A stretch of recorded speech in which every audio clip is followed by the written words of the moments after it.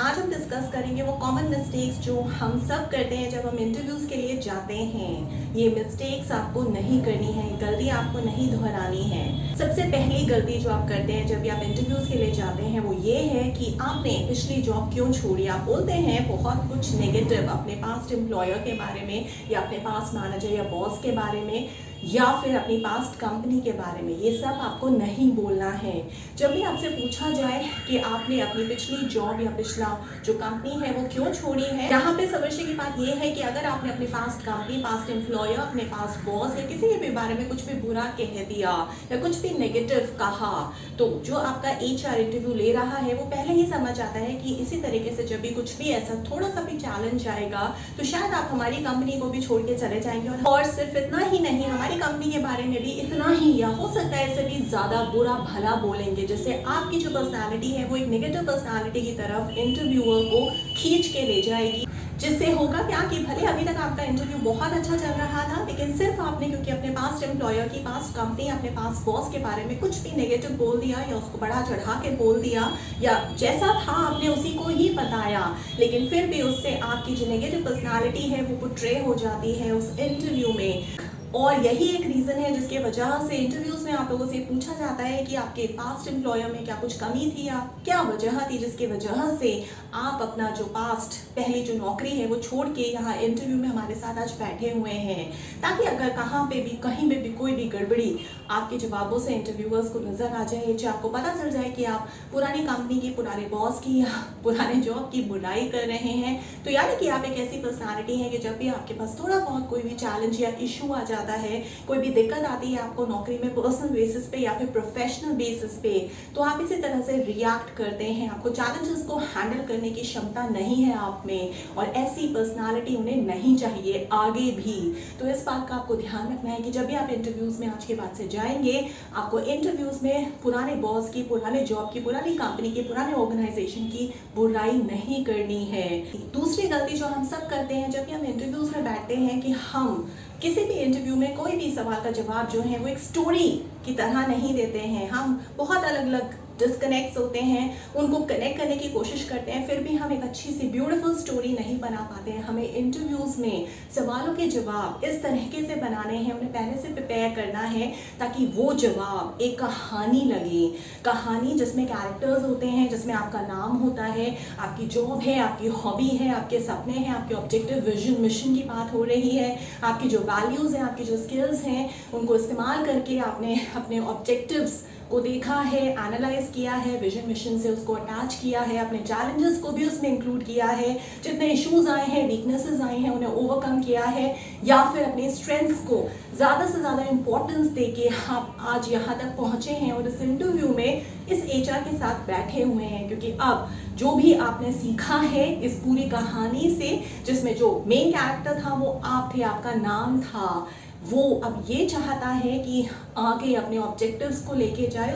उस कंपनी के ऑब्जेक्टिव्स के साथ, उस कंपनी के विजन मिशन के साथ, अपनी स्ट्रेंथ के साथ, जो भी आपने अभी तक सीखा है। अगर आप इस तरीके से सवालों के जवाब देंगे इंटरव्यूज़ में एक कहानी के तरीके से, तो यकीन मानिए आपका सिलेक्शन पक्का है। अब सवाल ये आता है कि हमें कहानी के तरीके से या फिर कहानियों में क्यों जवाब देने हैं जब भी हम इंटरव्यूज़ में बैठे हैं। क्यों देने हैं? इस वजह से देने हैं क्योंकि जितने भी आप एपिक स्टोरीज उठा लीजिए, महाभारत उठा लीजिए, रामायण उठा लीजिए, या पुराने ज़माने में भी हमारी दादी, नानी, मम्मी जो है वो हमें कहानियाँ सुनाया करती थी, और हमारे दिमाग पे जो कहानियाँ होती थी सिर्फ दिमाग और मन पे ही नहीं, पूरे जहन में एक बहुत बड़ी छाप छोड़ती थी। उन कहानियों में कैरेक्टर्स होते थे, वो कैरेक्टर्स के कुछ मिशन, विजन, गोल्स होते थे, जिसके बीच में बहुत सारे चैलेंजेस, इश्यूज आते थे, और वो अपनी वीकनेसेस को हटा के उन चैलेंजेस को फेस करते हुए अपने गोल तक पहुंचते थे। और इस तरीके की कहानियाँ जो है बहुत सारे प्लेटफॉर्म्स पे भी इस्तेमाल होती हैं, और आपको मज़ा भी आता है बहुत जब आप इस तरीके की कहानियों को सुनते हैं। जैसे आप जोश टॉक्स, बहुत सारे लोग आते हैं जोश टॉक्स पे बातें करते हैं और अपनी कहानी को ही, अपनी ज़िंदगी के पहलू को एक कहानी में पिरो के सुनाते हैं और आपको बड़ा मज़ा आता है। इसी तरीके से आपने ये भी महसूस किया होगा कि जब हम सब छोटे थे, हमें जब कहानियाँ सुनाई जाती थी रात को सुलाने के लिए या दिन में सुलाने के लिए या आपने भी, आपके घर में कोई छोटा बच्चा है, आपने उसे तरह तरीके की कहानियाँ सुनाई हैं, उसका मकसद सिर्फ इतना ही होता है कि जब आप किसी भी चीज़ को कहानी की तरह सुनाते हैं तो ये कहानियाँ हमारे मन में इमोशंस को बढ़ा देती हैं, हम उसे रिलेट ज़्यादा अच्छी तरीके से, बेहतर तरीके से कर पाते हैं और ये जो कहानियाँ हैं इससे हमारी जो मेमोरी है वो भी बहुत अच्छी तरीके से बनी रहती हैं। यानी कि अगर आपने कोई चीज़ कहानी की तरह सुनाई है किसी को भी तो उसको वो कहानी बहुत अच्छी तरीके से याद रहेगी। अगर इसके एवज में आपने उसको कहानी के फॉर्म में अपने बारे में नहीं बताया है, किसी और तरीके से बताया है जो कहानी तो बिल्कुल नहीं है, तो उस शख्स को आपकी वो चीज़ कभी भी याद नहीं रहेगी। कहानियों में इतनी ताकत होती है, इसे कहा जाता है कि जब भी आप इंटरव्यूज़ में बैठे हैं तो कहानियों में पिरो के अपनी जो पूरी की पूरी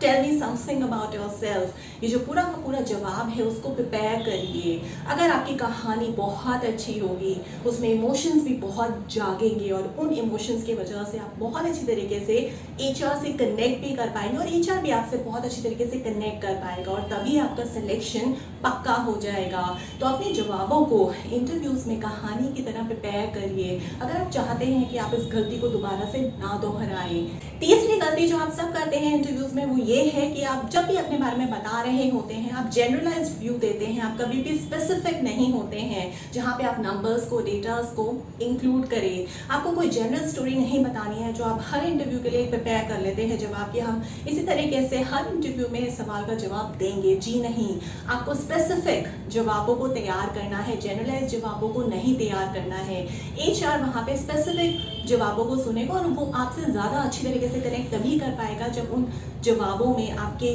फैक्ट्स यानी कि नंबर्स, जो फिगर्स हैं वो छुपी हुई होंगी। जैसे अगर आपने कुछ भी पास्ट अचीव किया है, कुछ भी आपके पास्ट ऑब्जेक्टिव्स या गोल्स रहे हैं, अगर आपको कोई रिवॉर्ड मिला है, अगर आपको कुछ किसी भी तरीके से रिकग्नाइज किया गया है अपने पिछली जॉब्स में या स्कूल्स में, कॉलेजेस में, या मान लीजिए ये आपकी सबसे पहली जॉब है जिसका इंटरव्यू देने आप यहाँ बैठे हुए हैं आज एचआर के साथ, तो जो भी आपने पिछले चीज़ें अचीव की हैं, जो भी आपके पास आज है as a success, as an achievement, आपको सबको नंबर्स में बताना है। जो भी आपने कुछ भी अचीव किया है, मान लीजिए कुछ आपने सेल्स की फिगर्स अचीव की हैं, तो आपको हमेशा और हमेशा नंबर्स को ही बताना है। क्यों? क्योंकि नंबर्स से आप खेल सकते हैं। नंबर गेम एक ऐसी चीज़ होती है जो मस्तिष्क में, माइंड में, इंटेलेक्ट में बहुत आराम से चली जाती है, रह जाती है और इंटरव्यूअर्स को, एचआर्स को इम्प्रेस भी कर देती है। तो आइंदा से जब भी आप जाएंगे अपने अचीवमेंट्स के बारे में, जो भी आपने कमाया है, जो भी आपने सक्सेस की हैं पुरानी जॉब्स में या स्कूल्स में या कॉलेजेस में, अगर आप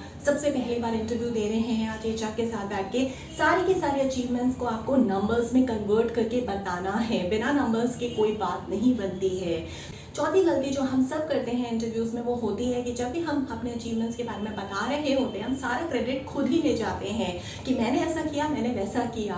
आपको क्रेडिट इतना ज़्यादा नहीं लेना है कि जो एचआर है वो ये सोचने लगे कि आप सिर्फ और सिर्फ अपने बारे में ही बताने वाले शख्स हैं। एक ऐसी पर्सनालिटी है जो मोनोक्रोमैटिक है या फिर जो मोनोलॉग करती है, जो कभी भी टीम के साथ मिलकर काम नहीं करती है। और जिस शख्स ने कभी भी अपने पीयर्स को, अपने कॉलीग्स को, जिस टीम के साथ उसने मिलकर अचीवमेंट्स किए, जिस वजह से इनके ऑब्जेक्टिव्स पूरे हुए या इन्हें कामयाबी मिली पिछले जॉब में या फिर पिछले स्कूल कॉलेज में, जिसकी वजह से आज ये इंटरव्यू में यहाँ आज आपके साथ बैठे हुए हैं, इसका मतलब ये है कि आप टीम प्लेयर नहीं हैं। अब सारा का सारा जो क्रेडिट है वो खुद ही लेने वाले बंदे हैं। और अगर आप इस तरीके से बातें करेंगे कि ये जो अचीवमेंट है इसमें सिर्फ और सिर्फ मेरा ही योगदान था, मैंने ऐसा किया, मैंने वैसा किया, इससे आपकी जो पर्सनालिटी है एचआर को ऐसे देखेगी कि आप बहुत ज़्यादा एरोगेंट हैं, आपसे सब नीचे हैं और आप कभी भी टीम के साथ नहीं चल के काम करते हैं, जो आपको नहीं दिखाना है। इन जवाबों से अगर आप इस तरीके के जवाब देते हैं तो आपको एक ऐसी पर्सनालिटी को प्रदर्शित करना है जो एक ऐसी पर्सनालिटी है जैसे जितने भी अचीवमेंट्स किए हैं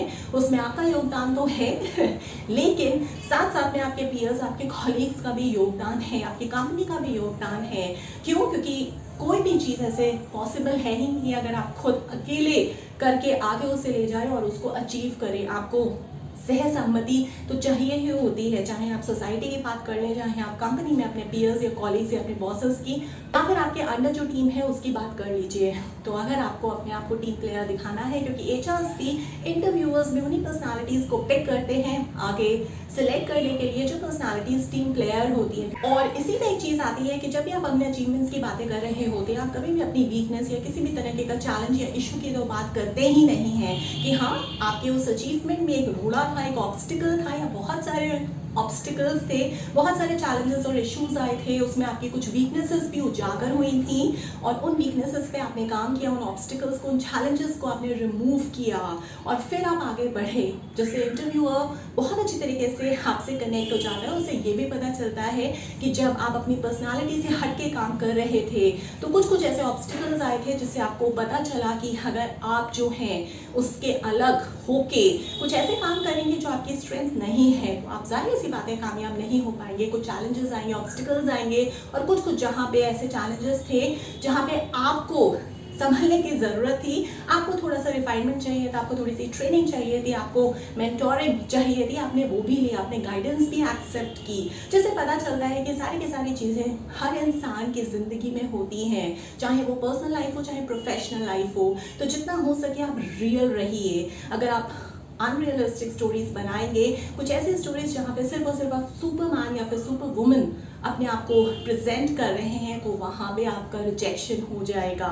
पांचवी गलती ये है कि जब भी आप इंटरव्यूज दे रहे होते हैं, आप एचआर को बहुत सारी चीज़ें नर्वसनेस की वजह से, बहुत सारे ऐसे इमोशंस ट्रिगर ऑफ हो रहे होते हैं, आपके दिमाग में बहुत सारे थॉट्स इधर से उधर क्रॉस कर रहे होते हैं, जब आप चीज़ें भूल जाते हैं। अगर अभी भी आप इंटरव्यू में बैठे हुए हैं और आपको वो चीज़ आ गई है याद, यहाँ पे आप किस तरीके से संभालेंगे स्थिति को, उस सिचुएशन में आप क्या करेंगे। अगर आप अभी भी इंटरव्यू में बैठे हुए हैं और आपको कोई पॉइंट ऐसा याद आ गया है जो बहुत ज़्यादा इंपॉर्टेंट था, लेकिन जब आपसे वो सवाल पूछा गया आप भूल गए उस पॉइंट को, उस एचआर को बताना, तो कुछ नहीं होता, आप बोल सकते हैं कि हाँ I did forget to mention this point earlier, या I would like to add on. जो भी आप चीज़ भूल गए थे आप उस चीज़ को फिर से ऐड करके एचआर को बता सकते हैं। लेकिन अगर मान लीजिए वो इंटरव्यू ख़त्म हो चुका है, आप जब घर जाते हैं तब आपको ये याद आता है कि आपको उस इंटरव्यू में इस पॉइंट को बताना बहुत ज़रूरी था, लेकिन आप भूल गए थे क्योंकि आप काफ़ी ज़्यादा नर्वस या एक्साइटेड भी थे। तो कोई प्रॉब्लम नहीं है, जब भी आप थैंक यू नोट लिखते हैं अपने एचआर को इंटरव्यू के बाद, घर से, स्कूल से, कॉलेज से, या जब भी इंटरव्यू ख़त्म हो जाता है और अब आप इंटरव्यूअर के टच में नहीं हैं, तो उस थैंक यू नोट में जो एक इम्पॉर्टेंट पॉइंट था जो आप इंटरव्यू में बताना भूल गए थे, उस पॉइंट को आप लिख दीजिए और ये भी बता दीजिए कि इस पॉइंट को जो मुझे लगता है बहुत ज़्यादा इंपॉर्टेंट था, मैं उसमें बताना भूल गया, however I would like to share with you now. इस तरीके से आप अपनी जो गलतियाँ हैं, अगर आप कुछ भूल जाते हैं इंटरव्यूज़ में, तो उसको भी सुधार सकते हैं। लेकिन इसका मतलब बिल्कुल ये नहीं है कि आप इंटरव्यूज़ में जाएँ, चलता है बहुत सारी चीज़ें भूल जाएं और बार बार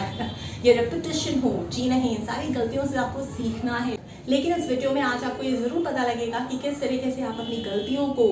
करेक्ट कर सकते हैं समय रहते हुए, जो भी आपने इंटरव्यूज़ में की है या आप जो भी इंटरव्यूज़ में करते हैं। छठी गलती हम सब करते हैं जब हम इंटरव्यूज़ में बैठते हैं कि हम वी का इस्तेमाल बहुत ज़्यादा करते हैं, WE, जबकि हमें I का इस्तेमाल करना चाहिए। जब भी हम अपने कोई अचीवमेंट्स या सक्सेस के बारे में बता रहे हैं, या मेरे ऑब्जेक्टिव्स की, मेरे गोल्स की, मेरे विजन मिशन की बात हो रही है, मेरी स्ट्रेंथ की बात हो रही है, मेरी प्रॉब्लम्स जो भी थी मेरी लाइफ में उसको किस तरीके से मैंने ओवरकम किया, उन पर किस तरीके से मैंने काम किया, उसमें मैंने I का इस्तेमाल ज़्यादा किया कि ये सब मैंने किया। V का इस्तेमाल आपको नहीं करना है। एक बहुत ही बारीक सी लाइन है जहां मैंने पहले किसी पॉइंट में आपको ये बताया कि आप अपने टीम मेंबर्स को, अपने पीयर्स को, अपने कॉलीग्स को, अपने बॉसेस, अपने जूनियर्स को, अपनी टीम को, सबको एक क्रेडिट भी देंगे, क्योंकि कोई भी बंदा बिना क्रेडिट दिए सब कुछ अपने आप अचीव नहीं कर सकता है। लेकिन वहाँ जहाँ आपको क्रेडिट देना है वहाँ आपको क्रेडिट देना है, उनका नाम मेंशन करके, उनके क्या रोल्स थे, किस तरीके से उन लोगों ने, उन कैरेक्टर्स ने आपके उन चैलेंजेस में, आपके उन इश्यूज, आपके उन वीकनेसेस में अपना पार्टिसिपेशन दिया, और आपने किस तरीके से उनकी गाइडेंस से क्या सीखा और क्या आपकी लर्निंग्स रही। लेकिन ये सब कुछ सीखा आपने खुद ने, यानी कि आए और वी यहाँ पे इस वजह से हट जाता है क्योंकि उनके जो भी पार्टिसिपेशन थे, आपने जहाँ जहाँ उन्होंने जिस तरीके का पार्टिसिपेशन दिया है, उन पार्टिसिपेशंस के नाम, उन कैरेक्टर्स, उन लोगों के नाम मिला के आपको वो चीज़ मेंशन करनी है। लेकिन जहाँ पे आपकी अचीवमेंट, सक्सेस और स्ट्रेंथ, सारे एक्सपीरियंस की ओवरऑल बात हो रही है, जो आप एक स्टोरी बना रहे हैं, प्रेजेंट कर रहे हैं जवाब की तरह HR के सामने, ये सब आप ही ने किया है, तो सब कुछ आई में ही जाएगा, वी में नहीं जाएगा। जनरली हम सोचते हैं कि अगर हम वी को इस्तेमाल कर रहे हैं कि हाँ वी हैव डन दिस, तो बहुत अच्छी बात है, एक लगेगा कि हाँ हमने ग्रुप में इस टारगेट को अचीव किया है। नहीं, I have done this, I have achieved it through the participation of my team members, my peers, my colleagues, my bosses, my juniors, my team, the entire organization। इस तरीके से आप अपने जवाबों को फ्रेम कर सकते हैं। बस ये सारे मिस्टेक्स हटा दीजिए और अपने इंटरव्यूज़ में अच्छी तरीके से जवाब देना शुरू कर दीजिए। और यहाँ से इस वीडियो को देखने के बाद से आपका सिलेक्शन पक्का है, ये मैं आपको चैलेंज देती हूँ। इसके अलावा भी अगर आपके कोई और डाउट्स हैं, अगर आप चाहते हैं मेरे साथ ऑनलाइन सेशंस को बुक करना, तो आप मुझे व्हाट्सएप कर सकते हैं मेरे नंबर में 9311659252। और अगर आप चाहते हैं कि मैं आपकी ऑर्गेनाइजेशन तक पहुँचूँ, आपके एम्प्लॉयज़ को ट्रेन करूँ, खोज करूँ,